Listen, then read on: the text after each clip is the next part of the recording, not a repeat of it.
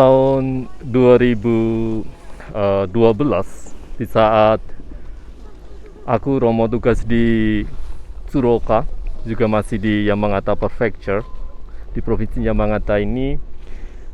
Saya sebagai seorang imam pendamping untuk Drug Alcoholic Anonymous.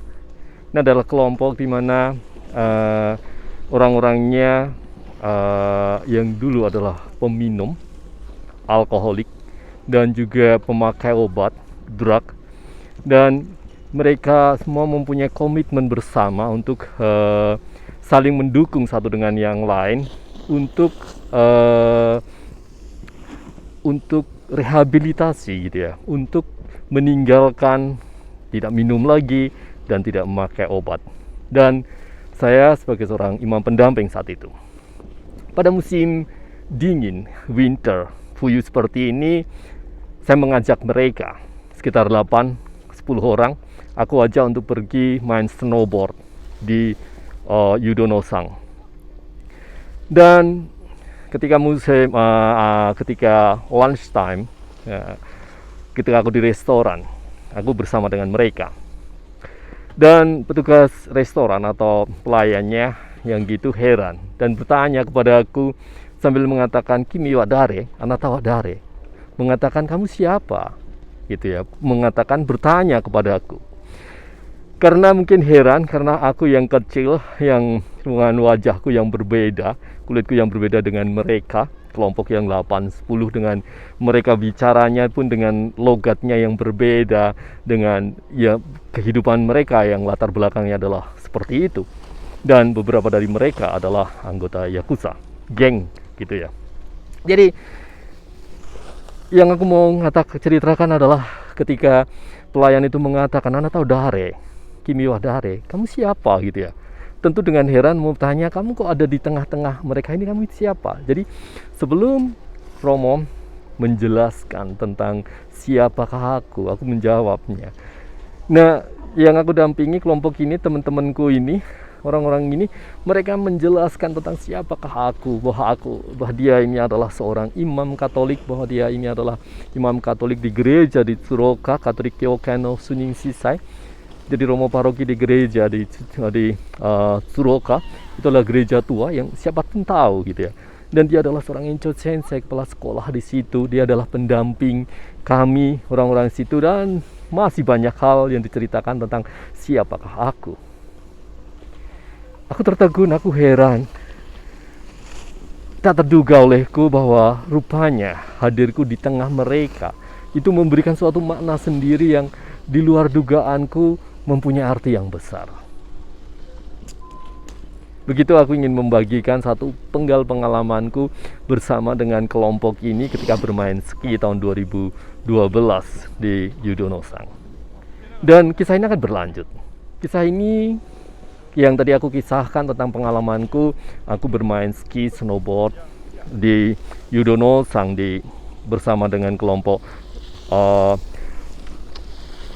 Drug Alcoholic Anonymous, kelompok di mana anak-anak muda ini mau saling mendukung satu dengan yang lain dengan beberapa kegiatan untuk satu proses rehabilitasi, dan mereka tinggal di satu rumah.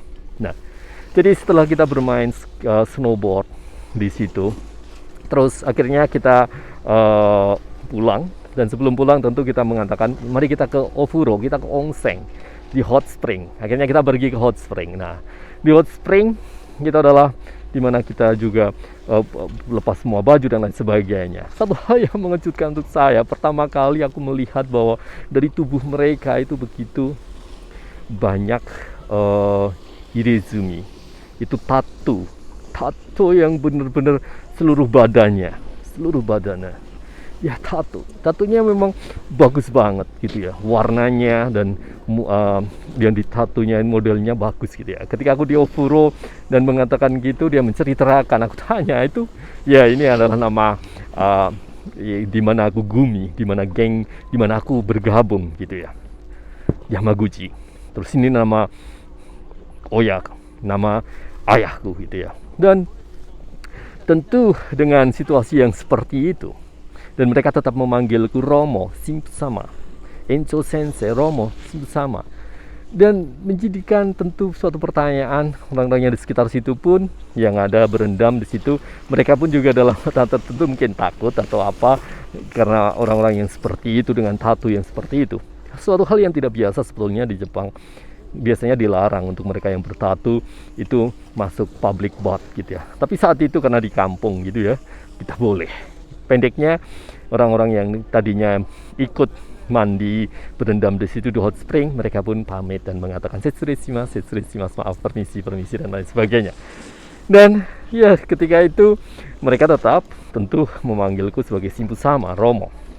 Dan tentu menjadi suatu pertanyaan dan bilang, duh, kurang bertanya. Dia adalah seorang Shimpu sama. Dia hadir di tengah mereka yang bertatu. Siapa dia? Gitu ya. Dan itulah sepenggal pengalamanku bagaimana aku hadir juga di sini menjadi pendamping dari kelompok Drug Alcoholic Anonymous gitu ya. Jadi mereka pemakai alkohol dan pemakai obat dan mereka ingin rehabilitasi. Begitu sepenggal di mana aku hadir sebagai seorang imam. Dan itulah yang membanggakan bagiku. Aku dipanggil untuk menjadi imam, aku hadir memberikan damai, aku hadir untuk siapa saja.